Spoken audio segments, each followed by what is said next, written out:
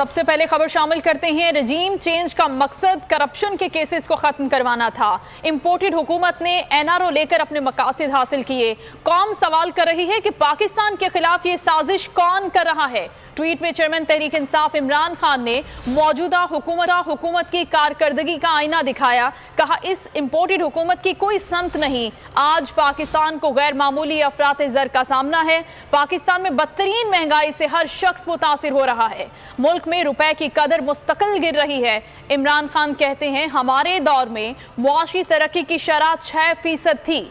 हमारे दौर में ज़राअत, तालीम और मईशत की तरक्की हुई और रोजगार के मौके भी बढ़ गए थे। इमरान खान ने ट्विटर पर यह पैगाम दिया है। उन्होंने कहा कि रजीम चेंज का मकसद करप्शन के केसेस को खत्म करना था। इंपोर्टेड हुकूमत ने एनआरओ लेकर अपने मकासद हासिल किए, लेकिन कौम ये सवाल कर रही है कि ये पाकिस्तान के खिलाफ साजिश कौन कर रहा है। चेयरमैन तहरीक इंसाफ ने मौजूदा हुकूमत की कारकर्दगी का आईना भी दिखाया और कहा कि इस इंपोर्टेड हुकूमत की कोई समत नहीं।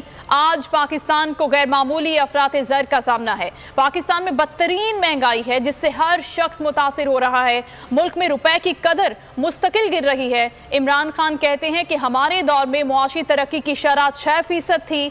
ज़राअत, तालीम और मईशत की तरक्की हुई और रोजगार के मौके भी बढ़ गए थे।